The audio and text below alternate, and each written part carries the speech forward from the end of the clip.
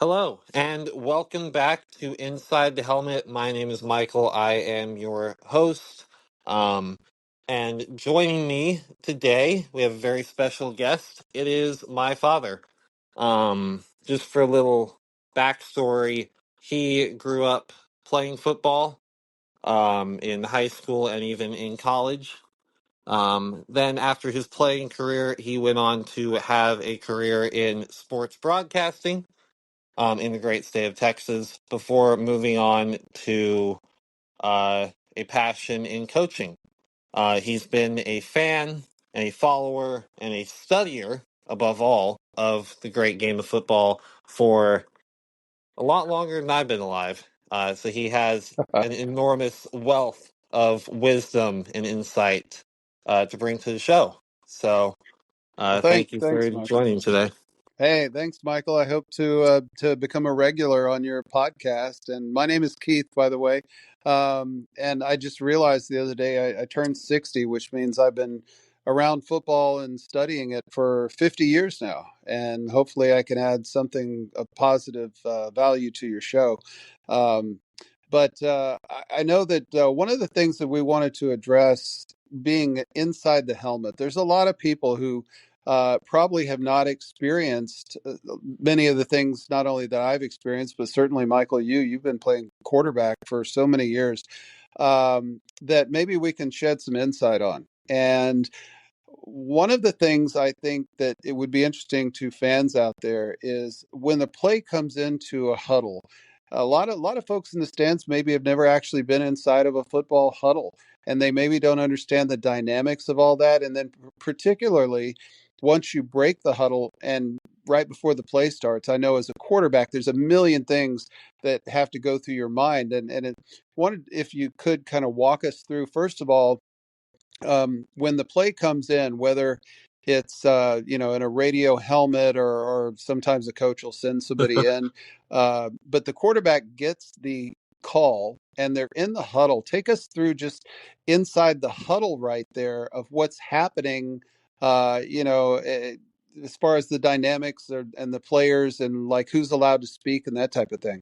Sure, that's an excellent question. I've of course across my playing career, I've had huddles across different teams, worked different ways, different coaches, also depending on the age group. So I know exactly what you're talking about. I've experienced it where they'll have a wide receiver or something, and even where I myself will go over to the sideline to get the call.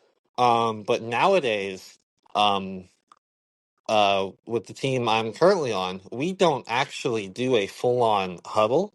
And it's actually it was at this it was this way on the previous team I was on as well, where the wide receivers will actually just have to recognize the call. There'll be a coach on the sideline, sometimes multiple coaches, if they want to give like dummy calls and whatnot to prevent the other team from recognizing and stealing those signs to know what's coming. But there will be a coach on the sideline with a headset that connects to typically the offensive coordinator, quarterback coach, or sometimes that's the same person, who's in the box, and they're actually the one calling the plays, and then that gets relayed to like a wide receivers coach or someone on the sideline, and then they give the particular hand signals that we've worked on and studied and learned in practice, of course, and that gets relayed to me, um, but also to the wide receivers, so they don't have to waste time getting out of the huddle and going to where they're supposed to be. They're able to just see the signal and recognize it, what formation, and what they're supposed to do, whether they're blocking on a run play or whether they have an RPO route, anything like that. So the huddle itself, actually, nowadays, is just me as the quarterback with my running back and my offensive lineman. And I don't even have to call out the entire play call or anything like that. I just have, maybe one or two words that I have to relay to the offensive lineman that tells them that their assignment.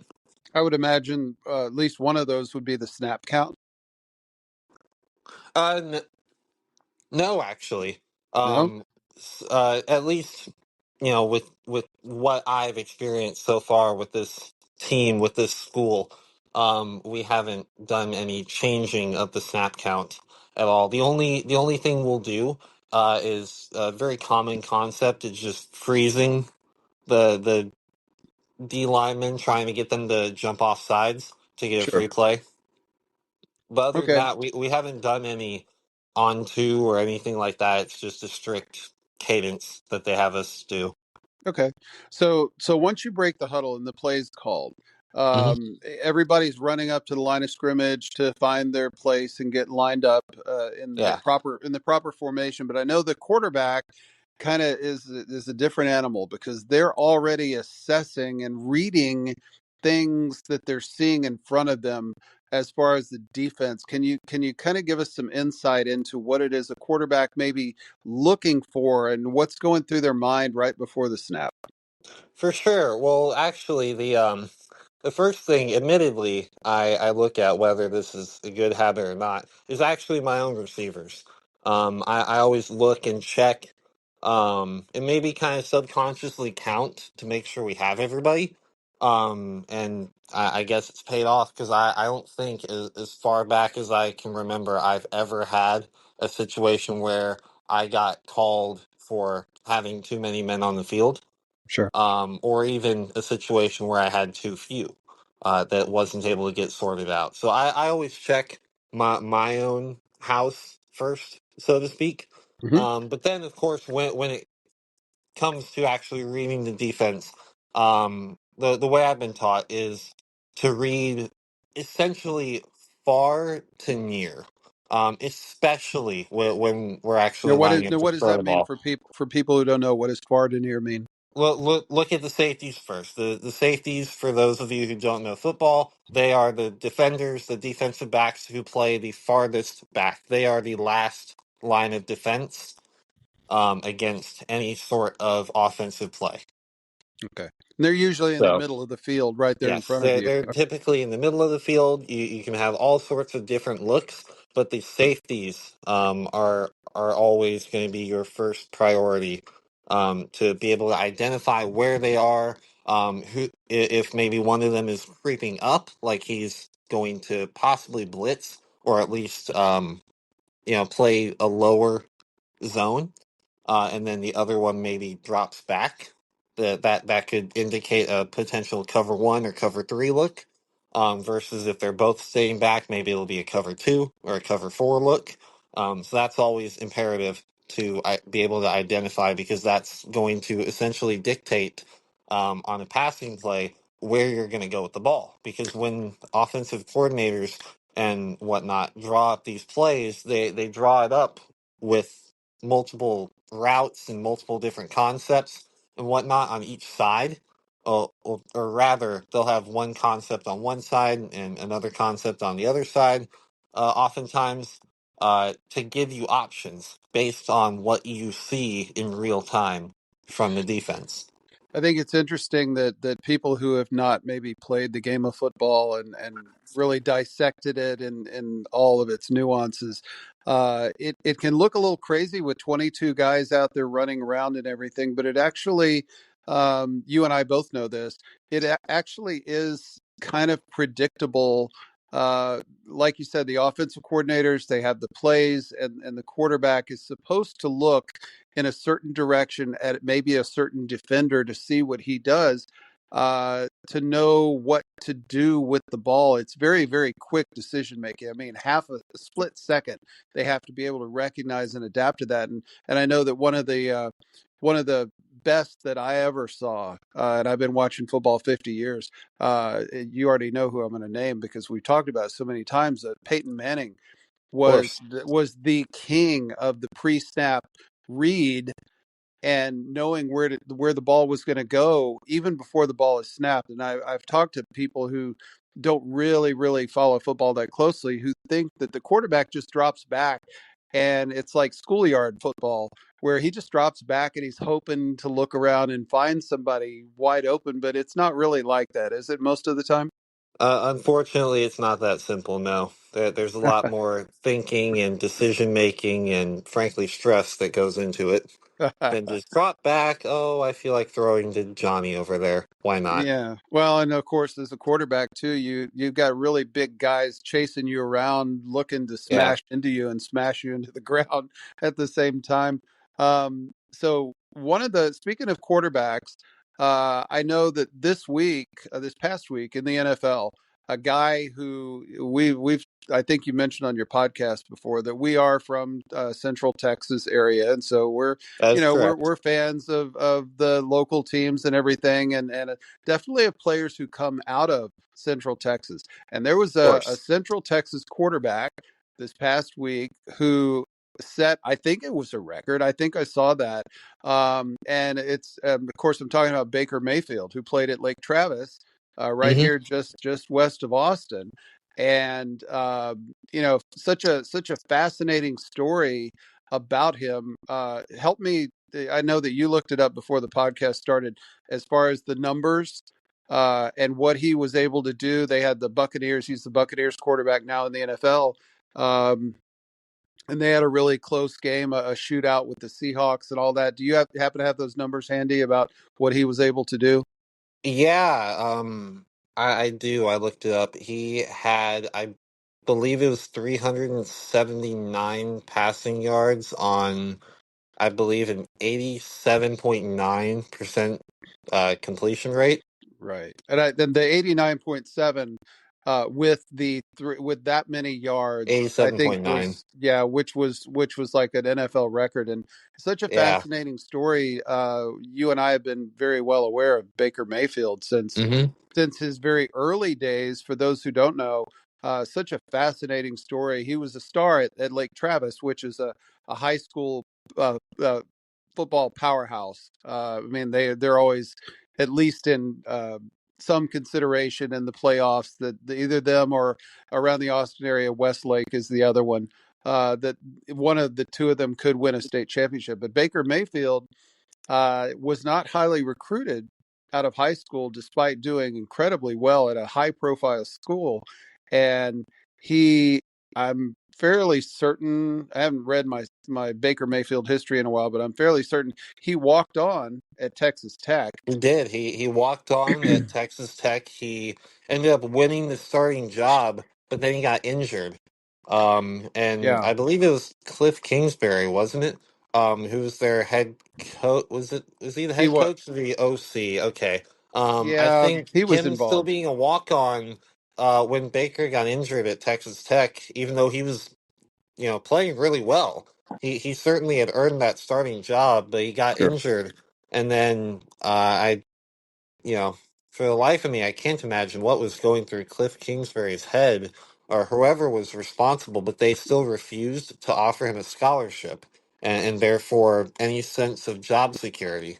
Well, Even while he was injured, even though he had done so well for them in a all short amount all of time as a freshman. all due respect to Baker Mayfield, who I love his story and I love what he's been able to accomplish. But Yeah. as it turned out, with Baker Mayfield getting injured and not really grasping that starting role for 3 or 4 years in college the way a lot of people do, the Yeah. next guy who came in line, you might have heard of this guy. He wears number 15 for the Kansas City Chiefs now. Is a guy by the name of Patrick Mahomes. Never Uh, heard of her. yeah, right. Um, Mahomes comes in, and so now Mahomes being generational talent and everything. What a wonderful situation for a coach to be in, to have Baker Mayfield followed by Patrick Mahomes. And Cliff Kingsbury still had a losing record with Patrick Yeah. Mahomes in college. Well, yeah, I won't even go into commentary about that, um, but anyway, so Baker Mayfield had a choice. He could just sit on the bench, or he could do something about it. And I'm a big believer and lover of the underdog. The guy who says this is not good enough for me, and I'm going to go out and find a way and make it on my own. Of And course. so Baker Mayfield decides to leave Texas Tech, and he Hmm. goes to become a walk on. And he doesn't pick some small Division II school or something like that. he was like, if I'm going to do it, I'm going to do it big. And so he walks on at the University of Oklahoma, which as diehard Longhorn fans, we have our thoughts on Oklahoma, but still a lot of respect for the things that Oklahoma Sooners have accomplished. I mean, no Of question. course. He goes and walks on there, wins the starting quarterback job, And, and and then oh, on top of it, wins the Heisman Trophy as the Oklahoma Sooners quarterback and is the first pick in the NFL draft. And so yeah, for all the people who've watched the movie Rudy about the little undersized defensive lineman at Notre Dame back in the 70s, they made a movie about it. It's a great movie. Sean Astin did a great job playing as Rudy, but Rudy's contribution to football was essentially a handful of plays, as far as I can tell. yeah, Wonderful underdog story, but Baker Mayfield takes that whole Rudy concept, the person who's not offered a scholarship, uh, has to walk on and prove himself every day. This guy is every walk-on's, hero. And as a former college walk-on myself, I follow Baker Mayfield's career and always root for him, even if he's not playing for my favorite team, the Dallas Cowboys. yeah. I'll always root for Baker Mayfield. But so we mentioned the name Peyton Manning a little bit earlier, and one of the people that we're watching down here in Central Texas at the University of Texas is Peyton's nephew, Arch Manning. And before the season, Arch Manning was touted as being a Heisman Trophy favorite and being maybe the first pick in the draft and going to win a national championship. Texas was ranked number one. That was like back in August, and we are now in early October, and Texas is not ranked in the top 25.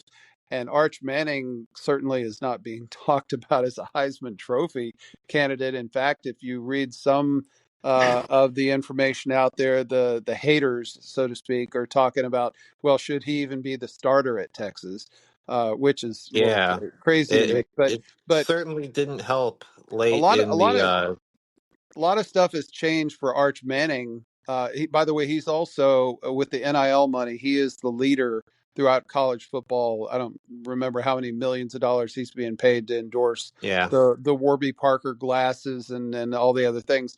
But I'm just curious to know, because you're a quarterback and I of know course. you watch the UT games and everything, and they're 4 or 5 games in this season, and Texas, geez, what? Tell me what you've seen. How this fall from grace, and I'm not saying I'm personally kind of a believer that Arch will claw his way back.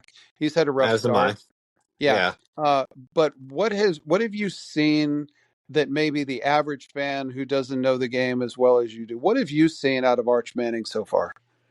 I see somebody who has had insurmountable, just, unimaginable, dare I say, unreasonable expectations placed upon him since he was a freshman in high school. Since before he was even in high school.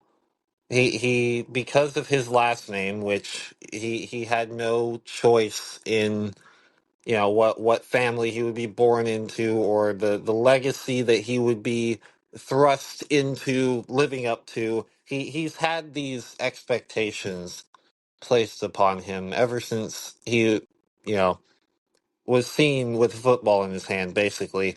Yeah. And he obviously has all this attention, um of course, because of his last name, while he's in high school. Goodness, in Louisiana, same high school that Peyton and Eli went to, and all that. He goes and breaks a good amount of those high school records that Peyton and Eli had, I believe, which is understandable in a more modern game. But there are still questions. With all the hype, there have always also been doubters, and those saying, "Oh, but this, but that, but it looks like he's playing a JV team. He only played 2A. Well, whatever."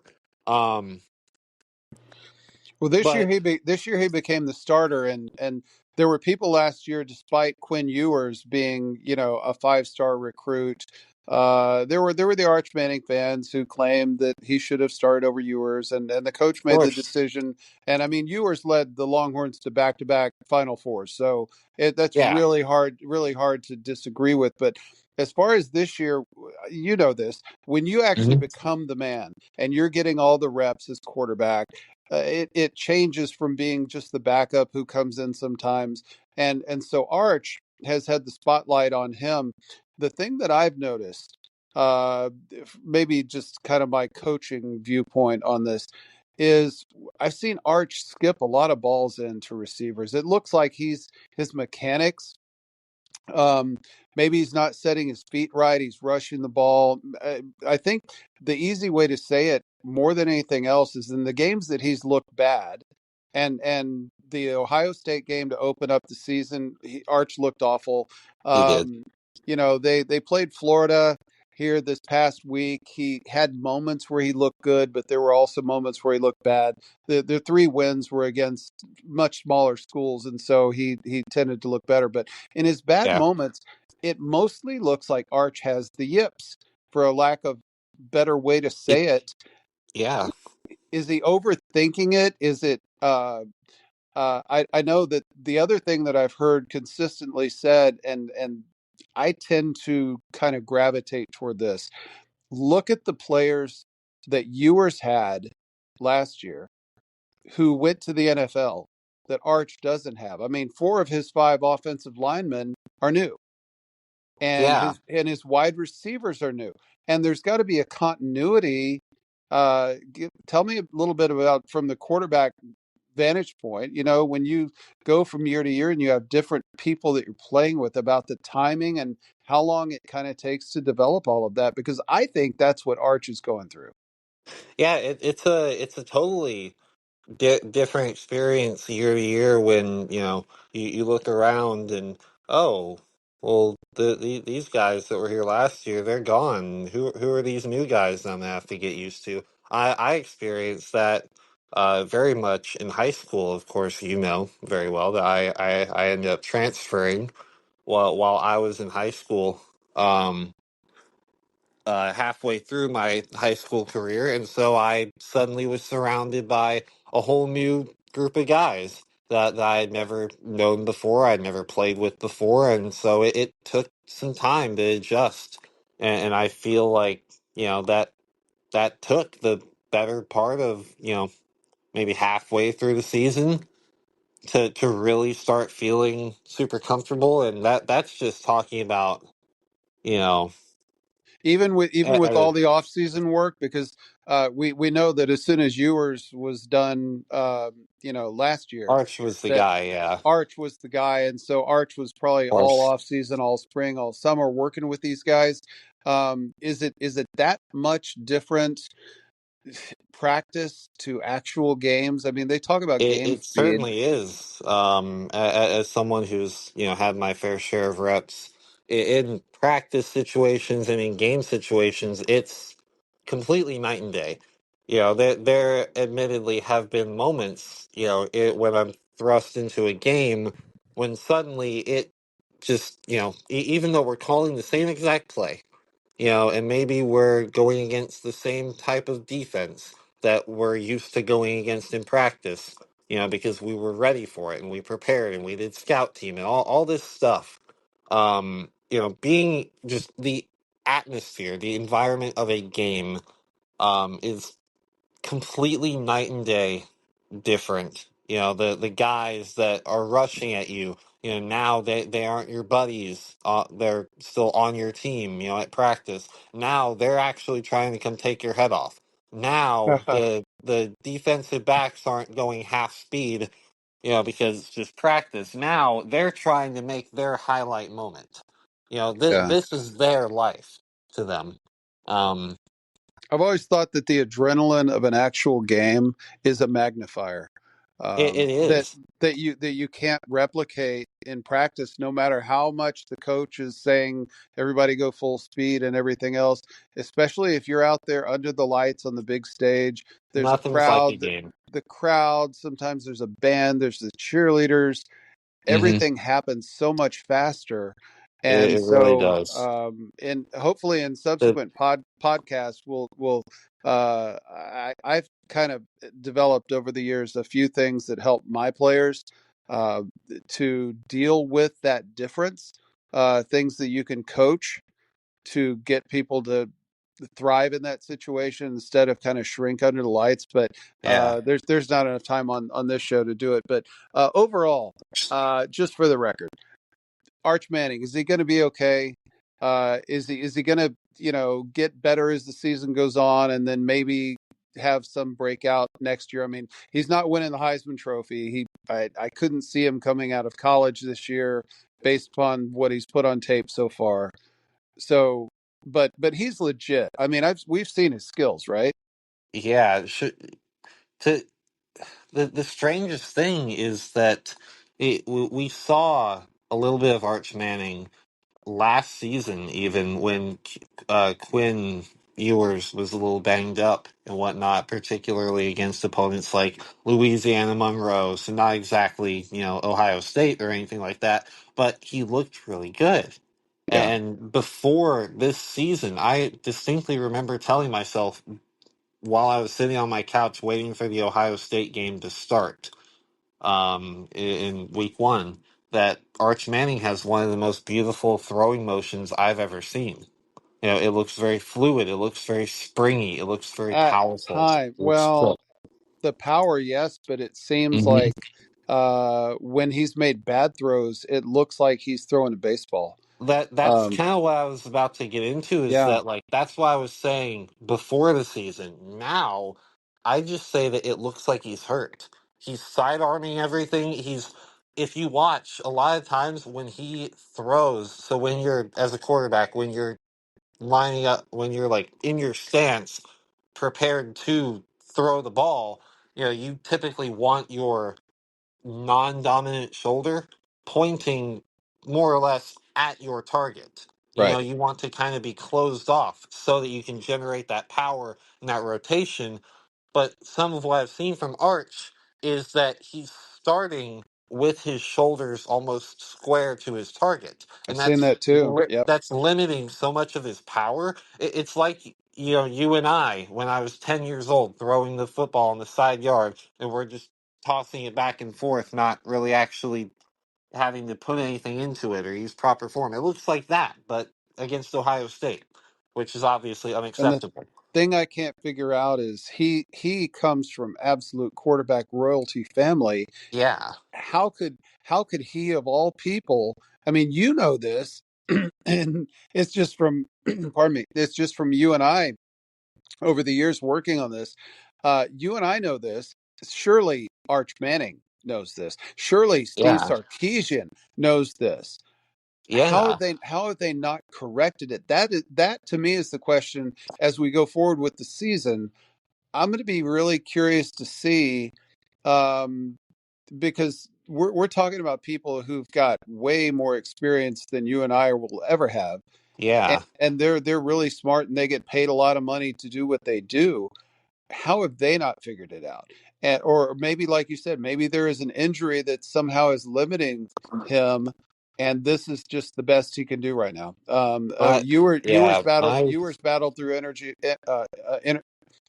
injuries all of last yeah. year with Hmm. that little strain of the abdominal muscle, and maybe there's something going on there that will be revealed. But That um, that's well, that's what I'm convinced of. Yes, I've seen numerous clips. There was particularly one. I forget if it was actually against Ohio State or maybe it was in week two, where yeah, Arch was throwing out of his own end zone and he skipped it, 5 yards in front of the receiver's feet and whatnot, and it was one of those where he just kind of winged it sidearm and whatnot. Didn't really seem to have his, you know feet set, didn't really, get any good rotation, and the camera zoomed in on his face, and he just looked like he was absolutely wincing in pain.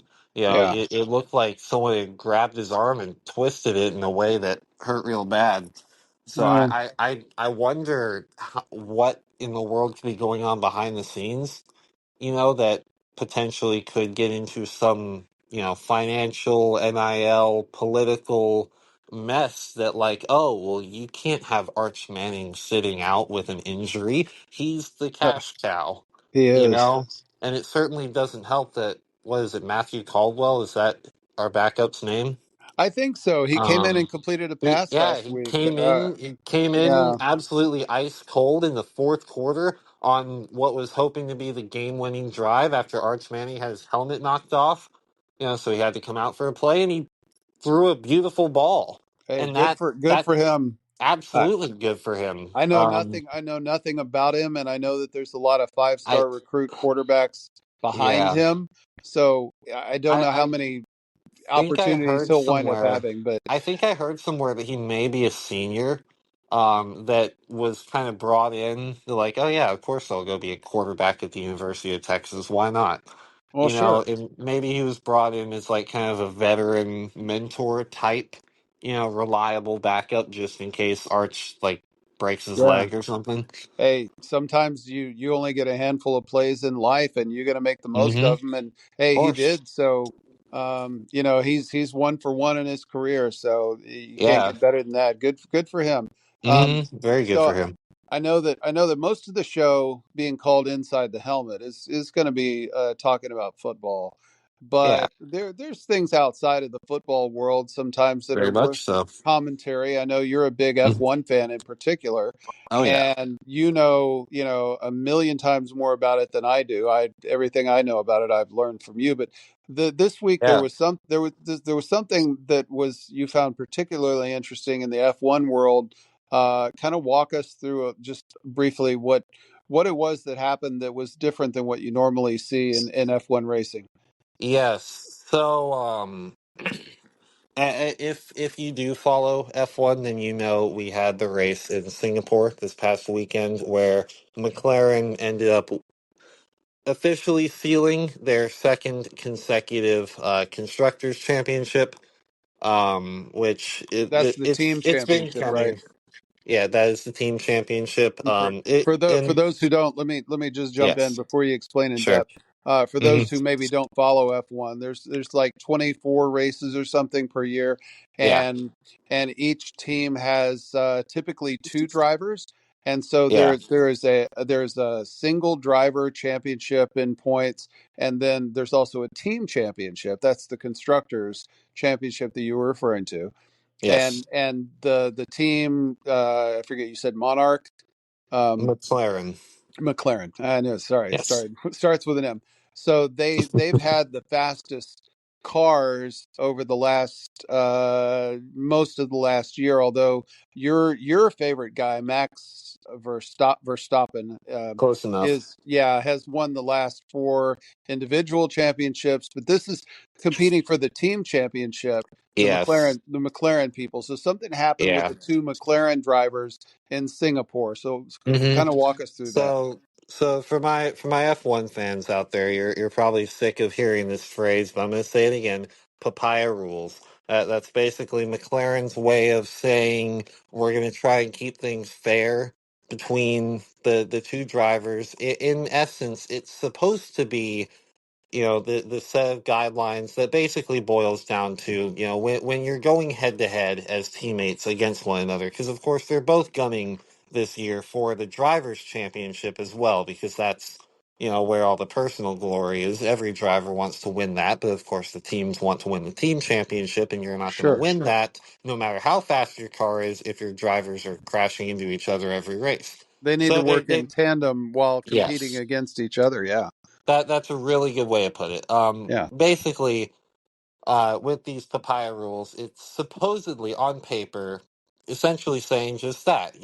You're free to race one another and all that, but be fair, be clean, don't take one another out because that's not going to benefit anybody, and that's not good for the team. But that there's You're been not supposed to bump into your teammate, right? you're not technically supposed to really bump into anybody because these are the fastest cars in the world, and they're very much prone to being sent into a wall. For And those who don't know, how fast do they go? they top speed wise, they're actually not the official fastest cars in the world. They only reach around speeds of 220, 230 miles an hour if, Okay. they're set So up a a particular little, way. just a little bit above what you do out on I-35 in that Corvette of yours, right?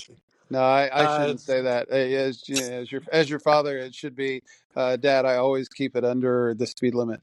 Um, yes, I okay, definitely but wink, still, wink. that no. I mean, Um, these are fast moving cars. I can't Of course, imagine and their going that speed, fast. their speed, of course, Indy cars even, what we have in America, they reach speeds into the 240 miles an hour range. Sure. So top speed wise, F1 cars aren't even the fastest in the world, but where their speed comes from and why they're called the fastest in the world is in the cornering. The aerodynamics on an F1 car allow it to corner like nothing else in the world.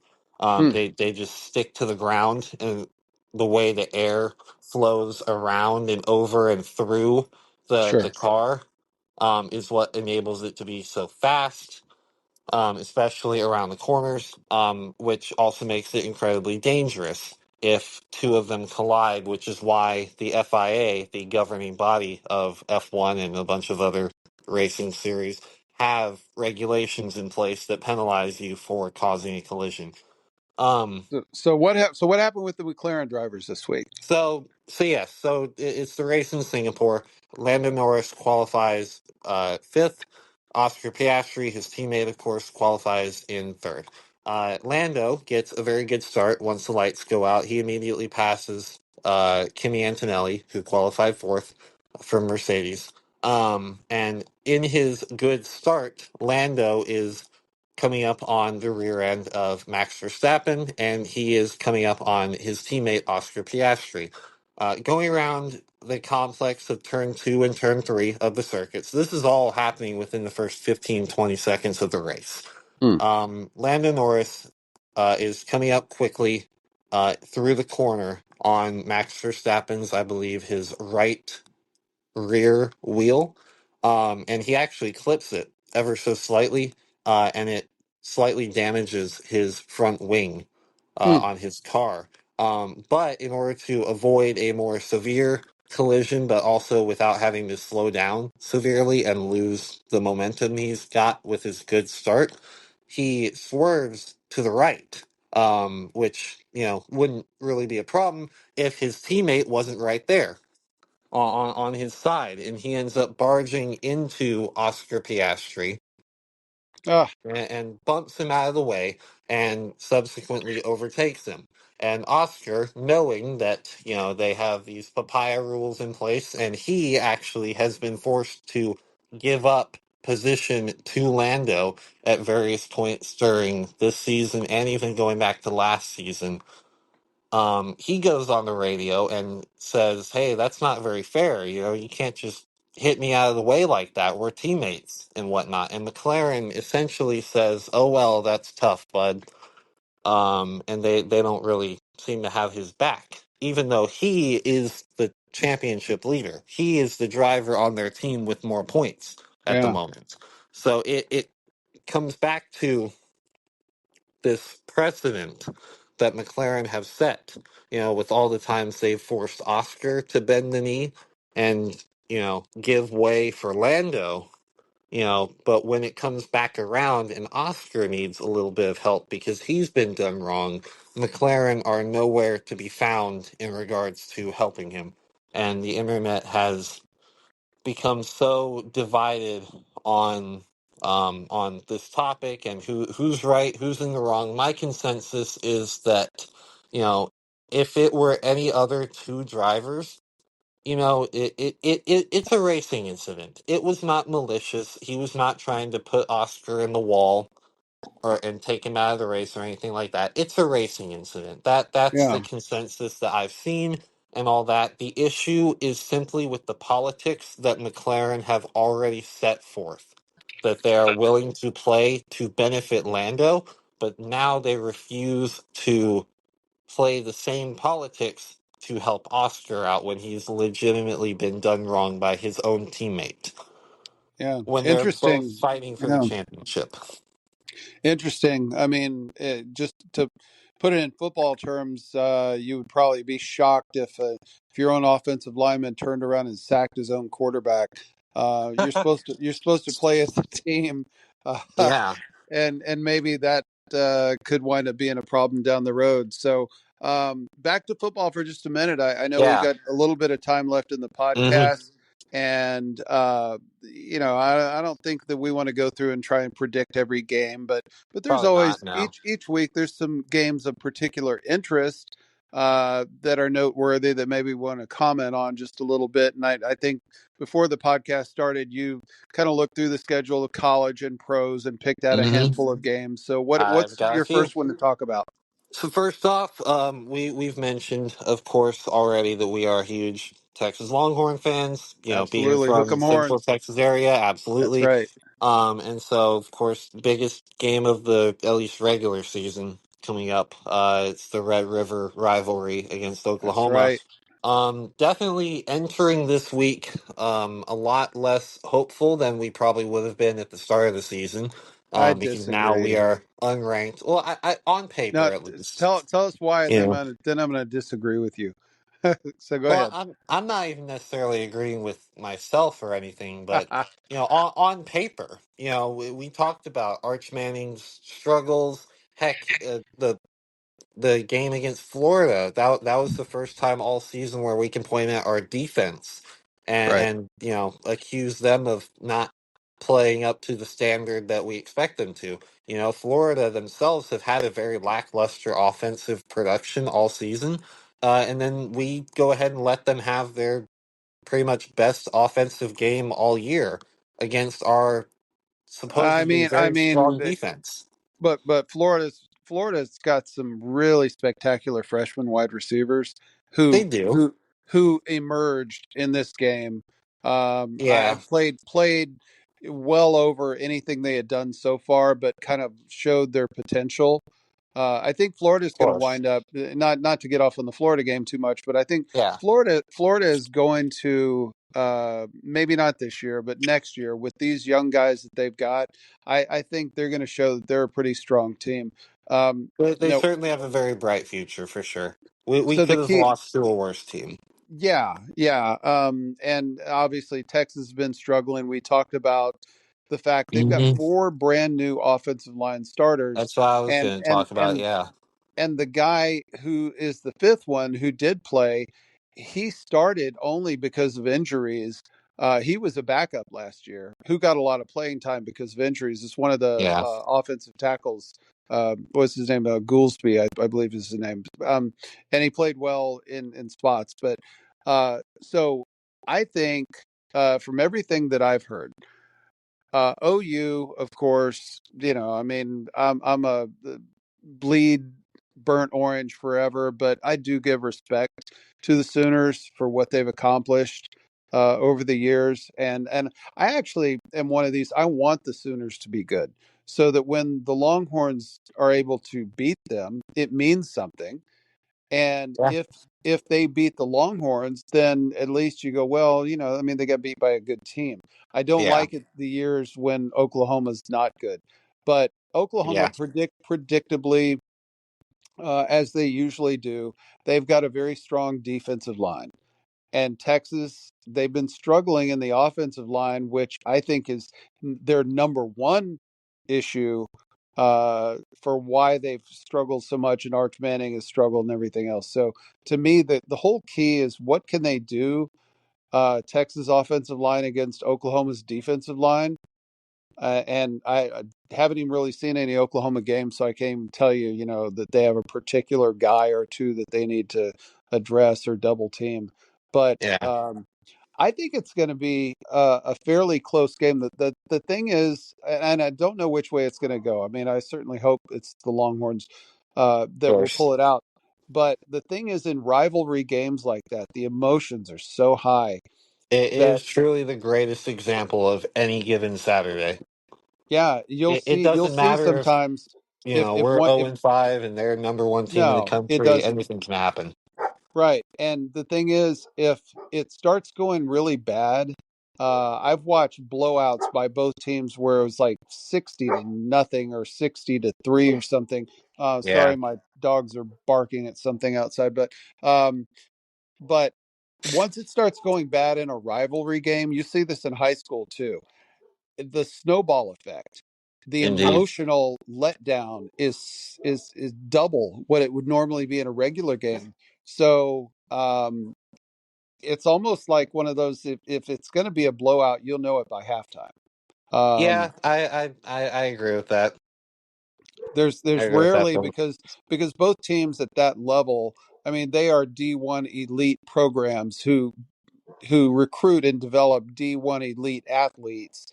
You don't see the sometimes, like in a high school game, you'll see kind of an even first half, and then in the second half, the team that has the better athletes just wear down the other team, and it becomes a blowout. You don't normally see that, especially like in Texas OU. If it's going to be a blowout, we'll know it fairly early. I'm hoping for a good game on Saturday, Of one way or course. another. And of course, as always, hook 'em horns, and we'll Of course. hope for the best. Bef- What other games do you have on your list there to talk about? Actually, before we move on to that, I just thought Hmm, of something. We've talked a little bit about trying to dive into the mind of a quarterback, but you, of course, have extensive, experience as a coach, as an analyst of sorts. sure. So I want to actually kind of put you on the spot here Okay. and kind of dive into your coaching mind. Look, I'm going to put you in the shoes of Steve Sarkisian. You clearly have all the players. You have the athletes. You Clearly. have the capability on paper. On paper, you're such a great, talented team. There's no reason why you shouldn't go out and win this game, Right. especially given OU's injuries, particularly to their star quarterback and whatnot. But the That's going to be problem huge. is, Yes. but the problem is, you've got a star quarterback of your own who, for lack of a better term, has been dealing with the yips, possibly Right. some injuries, and he's been struggling. And the media has been going crazy in his ear all year about how he's not living up to the hype, how he sucks, all this. How do you combat all of that? How do you get to Arch Manning Mhm. to say, "Hey, there's always going to be people out there Sure. that are going to have something to criticize you about. It doesn't Okay. matter if you're going to get ice cream and they say, "Oh, why didn't you get vanilla? Why do you get chocolate?" There's Sure. always going to be those people. How do you prepare Arch Manning, and how do you prepare the rest of the team for this game, knowing you're going into such a heated rivalry game against a very good opponent? Yeah, the first thing I'm focusing on is my defense. Texas defense has, for the most part, been the strength of the team. They've got a lot of really elite athletes over there. Some of them a little young and coming into their own, but Yeah. they've got a lot of playmakers over there. OU is going to be playing their backup quarterback. To drop from a Heisman Trophy contending quarterback to whoever the second stringer is got to be devastating for OU. And you know this certainly. Anytime that you have a young quarterback in there, what's the first thing that you're going to do as a defense? Send Try to pressure get at him. Try and pressure. take his head off. That well, I mean, try to put pressure and get someone in his face and make his Hmm. decision making faster than he's comfortable with in practice. Because as you mentioned, practice is a different speed than games, and Hmm. especially in a game of this magnitude with all the noise and the crowd and everything else. Yeah. So I'm going to talk to my defensive coordinator during the week, and I'm going to say, how do we get maximum pressure on this quarterback to make him make the wrong decision? We get turnovers that way, we get sacks and all that to limit the number of points that OU is going to score. Awesome. Then for Arch, um, I think I'm playing the long game. If I'm Steve Sarkisian with Arch, I'm Okay. not. I'm kind of looking at the season as a whole and trying to be kind of the calming presence with him. I think Hmm. Arch has the yips, but a lot of his offensive linemen just need more experience. You can do things schematically, and Sarkisian, they always call him every week you watch. They'll talk about how Sarkisian is one of the master offensive play callers. He's really good. There's things that they can do to get the ball out of Arch's hands either quickly or without a whole lot of, hey, you got to read through progression one, two, three, and four. Their running game in particular, I know Wisner came back last week, and it was his first action since early in the season as he'd been injured. He didn't look like a difference maker in last week's Florida game. He has looked like a difference maker many times before. Maybe he's just trying to get back into shape. Baxter didn't play. Those are their two big ones. They've got a stable of running backs, but you can't just run the ball either. I think you develop. Yeah, at some point you're gonna have to uncork one. You know, Yeah, I'm a big fan of the play action. But the me thing too. is, for play action to work, you have to be able to run the ball. You have to have Otherwise, a threat of the run game you have for to have them the to threat of the be run game compelled because to it bring their. brings the Yep, safeties up and it gets you 1-on-1 against the cornerbacks. And I know from my coaching days, I would always make a quick assessment whenever I could. If you got two cornerbacks out there, they are not identical equal athletes. There are things that they do, and it's true whether you're talking high school, college, pro, or even youth football. One of them is weaker or hmm, slower or yeah, doesn't or will bite on a fake.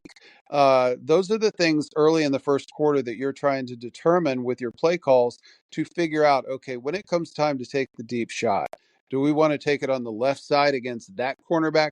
Do we want to take it on the right side against the right cornerback? There's always a right decision between the two. You just have to, as a play caller, do things throughout the game to reveal which that is. And the really brilliant offensive masterminds that I've ever watched uh, have, of course, they have film and stuff that they can study beforehand, but of they course, may have those answers going into the game. But as the game goes on in the first and even into the second quarter, they're verifying what's going to work and who's going to bite on what fake. So I know I'm giving you a long answer to a short question, as they say. I'm But perfectly uh, fine with that. but uh, as far as the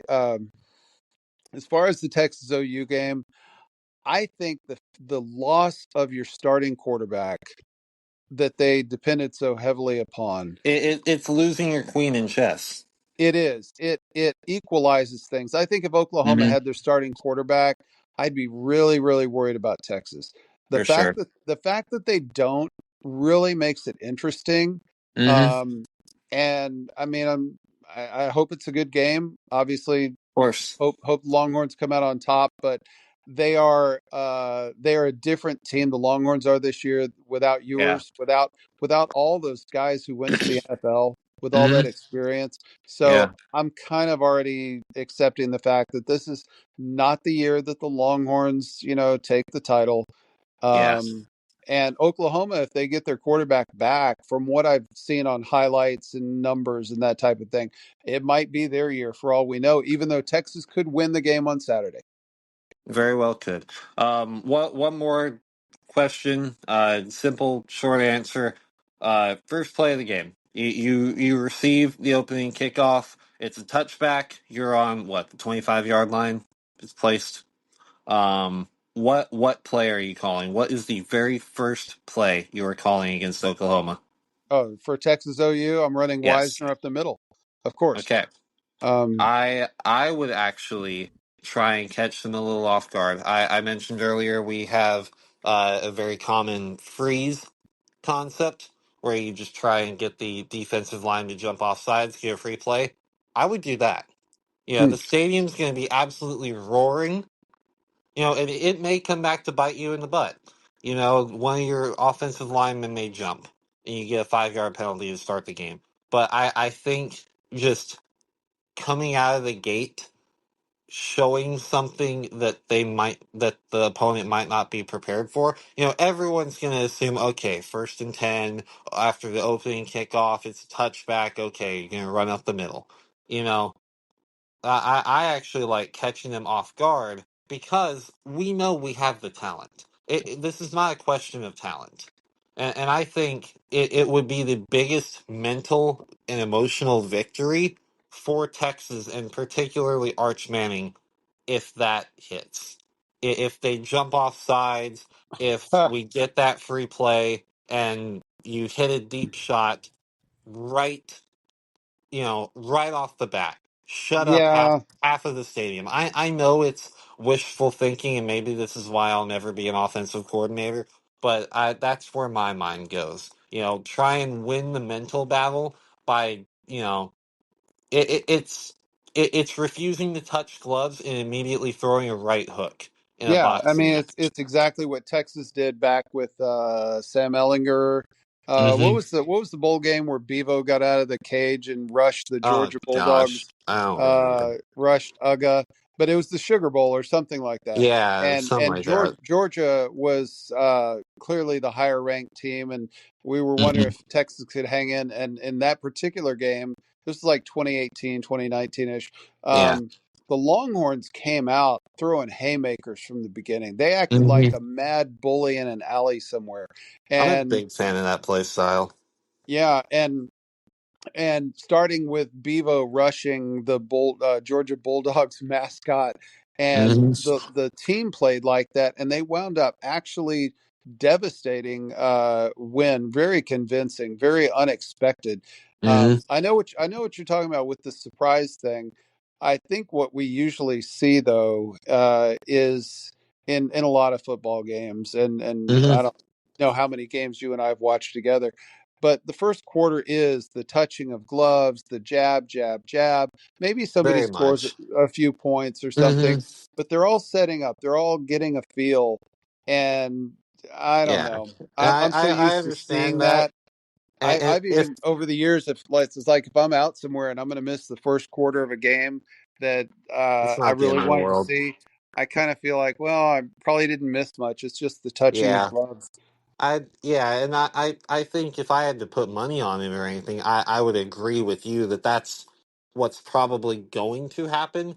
Yeah. I just, you know, believe that it would be more interesting and that there is a higher reward to maybe taking them by surprise rather than just, okay, we're going to start off slow and kind of feel around, maybe exchange punts a few times, maybe a field goal or a long drive that ends in a touchdown or something. No, come out throwing uppercuts. Come out throwing every punch like you're trying to knock them out. I think You if know, you've got if you've got a team that has a clear disadvantage, you'll hear that out of coaches sometimes when they pull an upset. You know, when a West Monroe, Louisiana, Lafayette, whatever, yeah. some little small school upsets one of the really big name schools. It's because Hmm. they literally came out and said, "We've got nothing to lose. We're going to Yeah. come swinging with everything we got," and then something connects, and then the big bully kind of gets hit, right on the nose, and they're staggered. Hmm. I kind of love those games as long as it's not my Longhorns it's Absolutely. happening to, but it's Yeah. happened to them over the years before too. So Those are some of the best um, games to watch, those are to watch people for sure. just gut it out. It's the Rocky Balboa thing, Hmm. uh, where they're just going in and taking on the champion or the heavy favorite and just winning it out of guts and heart. And it's a wonderful thing to see in a rivalry game like Texas OU. Again, the talent distribution is so equalized generally Yeah. that you don't have an underdog in that same sense. But I've watched Texas OU games since 1980. Yeah, is that 45 of them? Yeah. Sounds about So, right. yeah, I mean, I've seen everything imaginable. Uh, Yeah. blowouts, close wins, close losses. I even saw, I remember a tie back in like 1984 or something like that. Wow. So, yeah, big matchup, big game. I know we wanted to before we ended the podcast this week. My favorite team. I love the Longhorns, but just a step above that because I discovered them first when I was a kid, the Dallas Cowboys. Um, Not a whole lot to talk about this week's game. Last week's game against the Jets, really happy to see the defense. I saw Trayvon Diggs said he was begging the new defensive coordinator to let them play man coverage instead of zone because Matt Eberflus, their new defensive coordinator, is a big zone guy. Yeah, it seems like And a very interesting and concerning. Well, headlines. they had given up so many passing yards to Yeah, quarterbacks that you wouldn't normally expect to see throw for all those yards early in the season, and so they switched to a man coverage scheme this past week. And not only did they not give up as many yards to the Jets and Justin Fields, but they also got a lot more sacks because yeah, their coverage was better. And as a Cowboys optimist, I love to think, and so therefore that was the turning point of their Super Bowl season, right? We'll see. Probably not, to be honest, but I'm hopeful. yeah. With the amount of injuries we still are recovering from and dealing with, and all the drama, Yeah, yeah, the all the concerns, all the issues. Rocky theme on my phone playing here while I'm in the middle of doing this. But yeah, I mean the Cowboys are playing the Panthers this week, and the Panthers, I don't really think of them as having much of an identity. I mean, Bryce Young, who had a lot of success at Alabama, but is a small guy and doesn't have a whole lot of blocking. I know he's their quarterback. Yeah, there's still so Uh, many questions is there surrounding him. I mean, is there anything else about the Panthers that stands out? When they talk about Panthers, I go, okay, I know about Bryce Young. I don't really Hmm. know much else about them. They don't make headlines. Yeah, this honestly just feels like Cowboys Jets version 2. It sort of does. It's like the And it's Cowboys a noon really, kickoff again. well, And because it's nobody. at the other place. Yeah, well, I mean, it's a noon kickoff because it's not a marquee matchup. Um, Yeah. it's not a. I, It's I the yeah. Panthers. Nobody really is paying attention to them, and I don't really even know many players on their team. I mean, if the Cowboys are going to Honestly, be yeah. any contention with any hope of making the playoffs, these are the kind of games that they need to go in and win. And I know CD Lamb is Yeah. still out. Mhm. CD Lamb is still out. Pickens had a pretty big game 2 games ago. Ryan Flournoy, he's so new I don't even know how to pronounce his name correctly. Yeah, I think it's He had Flournoy, something Flournoy. like that. Don't really know much about him, but he's a second year guy who finally got some playing time and had a 100-yard plus game last week. Jake Yeah. Ferguson, did you realize the Cowboys tight end set a record for the most receptions by a tight end in the first 5 games in NFL history? I think I which saw something about that. Yeah. Very which underrated. on the one hand, good for him, nice guy, good player for setting that record. Second of all, that record will not get you in the Hall of Fame. Um, Yeah, sadly. and also, I don't know that he's got a whole lot of yards. He kind of strikes me as the tight end with the sure hands who will catch the ball, take 2 steps, and be tackled. So he's Yeah, not just he's because not he set that necessarily record. George Kittle. He's not Kittle. He's not Kelsey. I mean, all the guys who are elite. Yeah. I don't think he has the run after the catch ability, but he did. He actually did have a 20-yard plus run for a touchdown last week. So who knows? Maybe he's got it in him.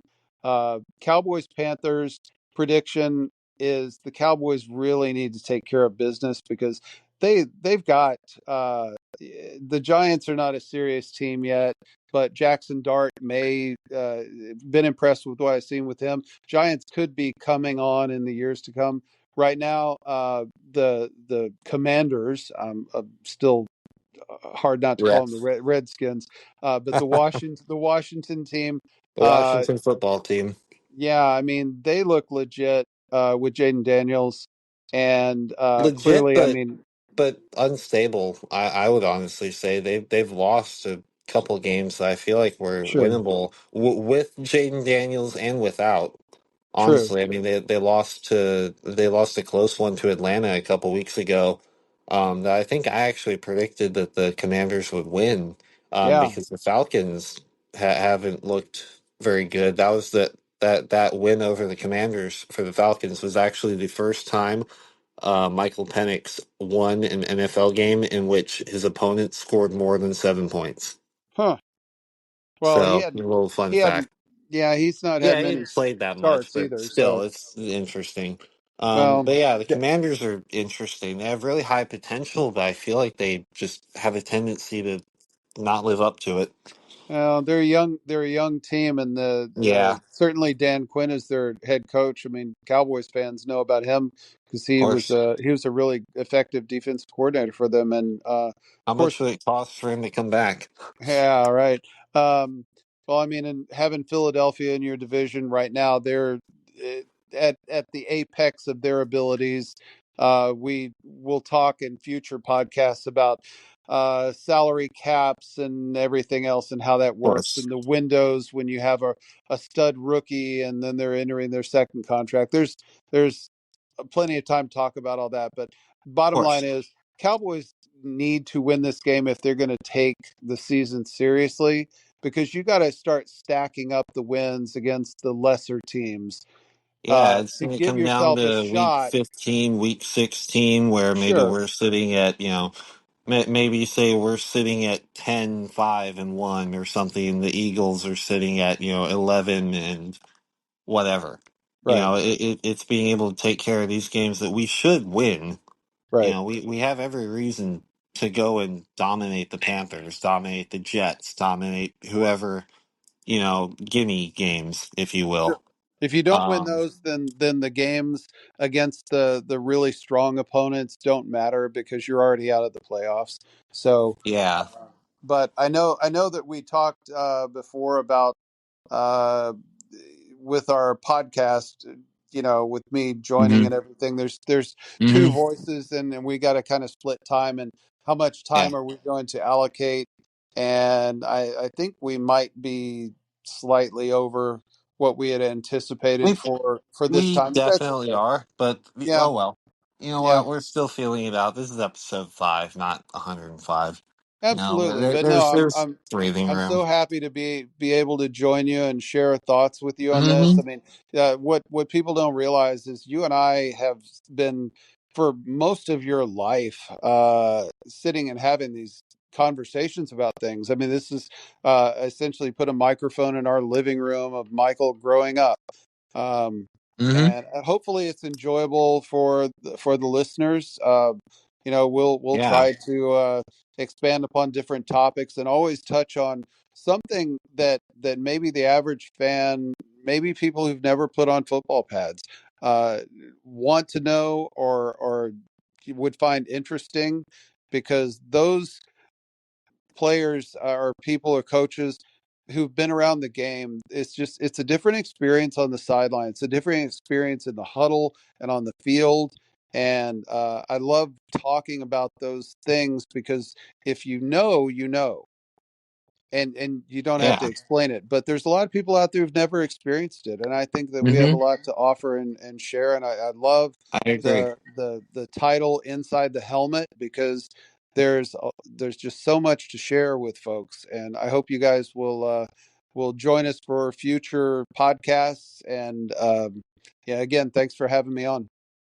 Yeah, of course.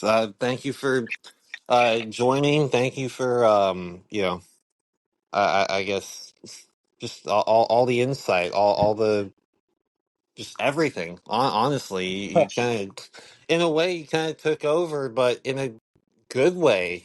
With your wealth of experience and knowledge and insight and just way of talking about this. I kind of feel sitting here like I've been listening to a professional, broadcaster Well, at I mean, times. remember I did a little bit of broadcasting early on, Exactly. and That I'm so sitting here on the other end of this, feeling that, and it's awesome to have this be more than just a one man show, a one, you know inexperienced guy show. I feel like you've really added a whole.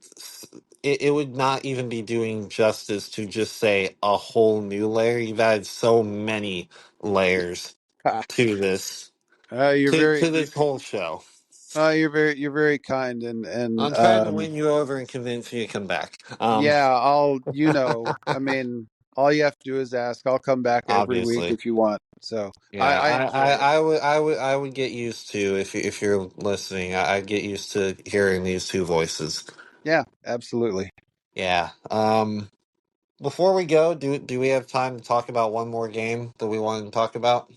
Yeah, real quick. What do you All got? right, 49ers and Bucks. An unbiased game. We don't have any dog in this fight, but it's a really good matchup with some really interesting storylines.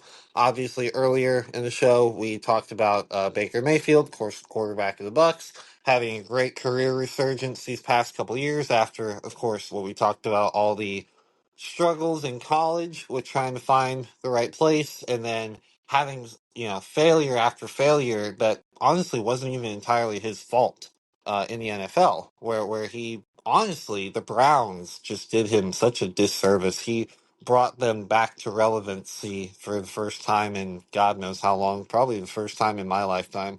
Um, and then bounced around the league a couple different teams, but he's really found a second life on the Buccaneers.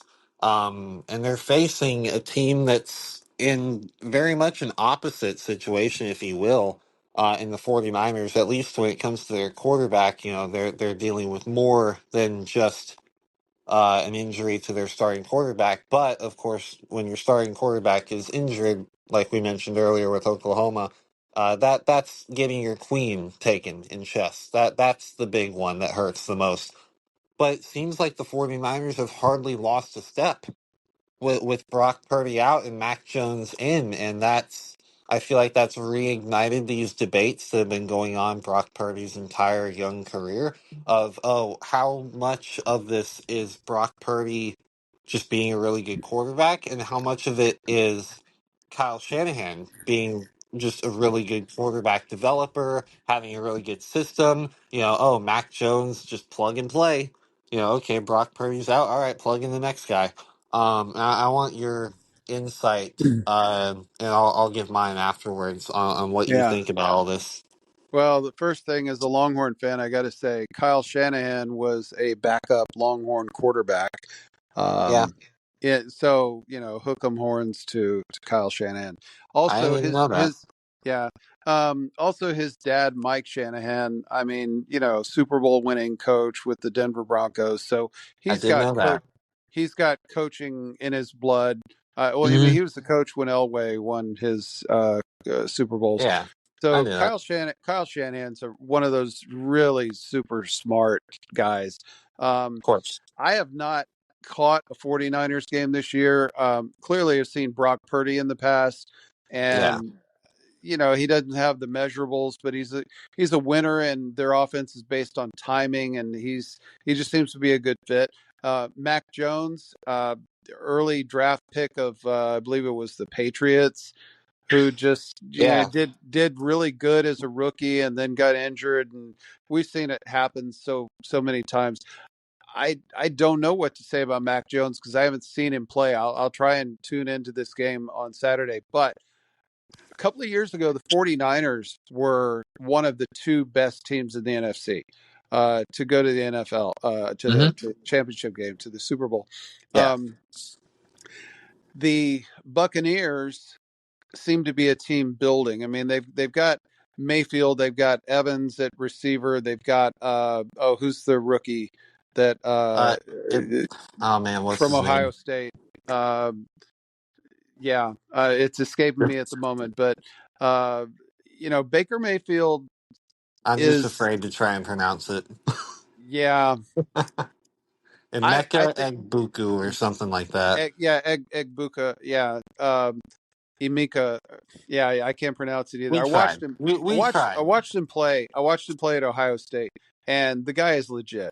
Yeah. He's an absolute gamer, an absolute baller, and he's translated his game to the NFL, which I was not surprised to see.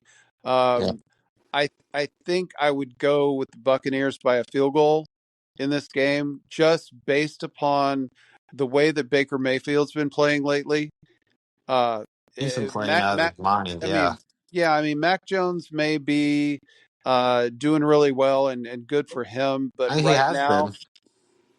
right now at this point in the season, Baker Mayfield and believe it or not, and this is not just me as a Cowboys homer, but if you look at the numbers, Dak Prescott are Hmm. probably two of the best quarterbacks in the league right now.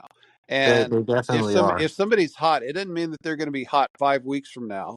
because they could be banged up or their offensive line could be banged up or whatever else. But For right sure. now, for me, the two best quarterbacks that I've seen in the league this year have been Dak Prescott and Baker Mayfield. I And think I have to agree with that for how if it, much they've had to carry yeah, um, their team. You know, yeah, given certain circumstances, of course, with the Cowboys having a plethora of injuries and other issues, and then the Buccaneers just being a team that's on the rise. They're not there yet. right. Both of them have really had to pick up, more than their fair share of the responsibility and all that to really elevate their team. Quarterbacks, I think, are a little bit like in baseball.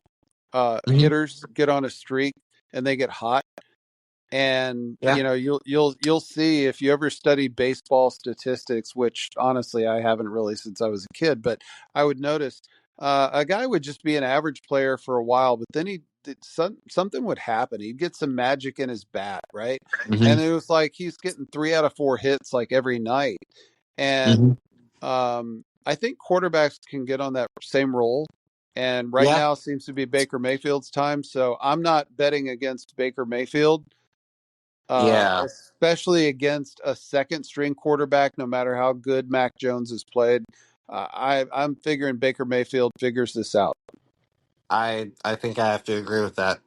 Yeah, I like the Buccaneers, but I like it to be a very good, very close back and forth game for sure, and sure. that's kind of why I wanted to single that out, not only for the storylines behind it that we could talk about, but also just that it's going to be a good game. It's not, Rams Ravens, for example. I'm looking at Lamar Jackson's hurt. The Ravens were losing even when he was in there. They just got blown out by the Texans, and the Rams Sure. are a team that's also looking pretty strong this year. So Remind me in the future Mhm. podcast to I definitely want to talk about the Ravens and Lamar Jackson. I mean, I almost you and I wanted have to talked single that out, but privately about some of these different topics and players and hmm, the intrigue and the yeah, dynamics of everything. I'm really looking forward to these podcasts because we can oh yeah, kind of explore all these topics that we've talked about privately.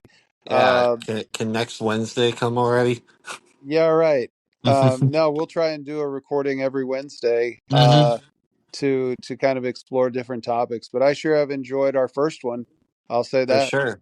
Yeah. Um, I think I have one final little put you on the spot, and Okay. it's F1 related, so you're really going to be put on the spot. Are you ready? Yeah. I'm gonna flip a So, coin on my answer because I don't know anything about F1. all right. So there's no race this weekend, but next weekend we F1 will go to Austin. Actually, funny enough. Yeah. Yeah. The Circuit of the Americas definitely, obviously, is a Central Texan, my favorite race, my favorite track. I hope to be able to go to many races there in the future and whatnot as I grow older and whatnot. Predictions. What do you think is going to happen? And your Um, very, very educated guess. you can give me more credit than yeah. The only thing I know about F1 is what you've told me, and your guy Hmm. is Max Verstappen. Hmm. And It I is mean, a track that he and Red Bull have been very strong at. Actually, yeah, these next like string of races are tracks that he's been very good at. And funny enough, the races that we just had are some of the tracks that he historically has not done all that well at, but he's still won. He's come second, all that regardless. So I'm actually very hopeful that he can make this late season charge for the title. He's currently, I believe, 63 points behind Oscar Piastri, who's in the lead of the championship. And at one point, he was as far back as at least 104 points. Yeah, and uh, so and this is a very, very big if, because McLaren, I still say, some people may disagree, but they're not telling the truth. McLaren still have the fastest car just in general. yeah, They might not have the fastest car set up for, you know, this very specific situation or whatnot. We saw that in Italy and Azerbaijan. The Red Bull car seemed very well suited to low downforce setups. They're suited for a high top speed track with a lot of long straightaways and not, a lot of long windy corners where you need more downforce.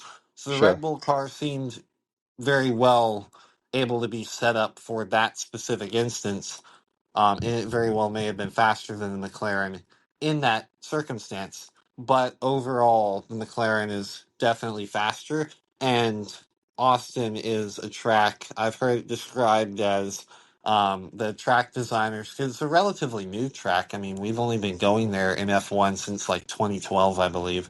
So it's relatively new in the grand scheme of things. But I've heard it described that the track designers basically plagiarized all the greatest segments of other well-known tracks, um, and that's why it's so like complex. It has such a wide variety Yeah. of different segments, which I think will suit the McLaren car well. Um, I'm going to give you my prediction. all And right, this is totally based upon what I've heard you talking about Max okay, over the years. years. So it yeah, well, year or years. Hmm. Um, Yeah. so it seems to me that for the most part, I watched Michael Jordan his Hmm. entire career, and so people talk about, well, he's the Michael Jordan of this and the Michael Jordan of that, Hmm. right? The guy who was just different. For some Yeah. people, before Tom Brady was called the GOAT, I think that the term was actually created for Michael Jordan. But there's Yeah. always going to be a guy in boxing. When I was a kid, it was Muhammad Ali, and when I was in college, it was Mike Tyson. But Yeah. there was always a guy who stood on top of that mountain, and I have learned you don't bet against that guy. So Exactly. because they're up there for a reason. Whoever, Hmm. in soccer when I was a kid, it was Pele. Yeah. Uh, there, whoever it may be, that's where I'm going. Just Yeah. because you don't bet against that guy. So you asked what I think will happen if I had $10 to put down on the table and bet on somebody. I'm going with the Michael Jordan of F1 racing, um, because that's the smart move. Hmm. I have to agree. Not only as a Max fan, but even if I wanted to take a um, less biased viewpoint, it's impossible to ignore the run of form Max has been on lately. Given at tracks where you know he has struggled in the past, or I say struggled, not had the level of dominance that he's maybe known to have at other tracks. And now we're entering a string of races towards the end of the year where he has been more dominant and he has had more success at. And so I very much like I like Max to win this race, and honestly win it handily. He was able to come second in Singapore, which is the only track still on the current F1 calendar that he has not won at. Yeah. Thanks in large part to that 2023 season where he won 19 of the 22 races that year. But Well, it's going to take a miracle for Max to be able to fight back, and because not only does he have to do well, but the McLarens have to kind of have their own problems, which they're capable of. It's just improbable. And yeah. so I like Max in Austin. It's going to take a miracle the rest of the year for him to win this championship, but if anyone can do it, I agree it's going to be him. So Well, and for the record, Flash, our beagle dog down here, is agreeing with you. He's cool. apparently a big Max fan. That's why he's barking so much. Awesome. Um, so just in case you're wondering what the extra noise back on my end All is over here, right. Of but yeah, I look forward to joining you again next week, and we'll course. find a couple topics and explore and kind of talk about the events of the week, and Yeah, this should be a lot of fun. Oh yeah, absolutely. I'm looking forward to it every Wednesday now. Yeah. Yeah. Well, with that all being said, thank you guys for listening all the way through. If you did, make sure you follow on Spotify, follow the Inside the Helmet Instagram page, and subscribe on YouTube.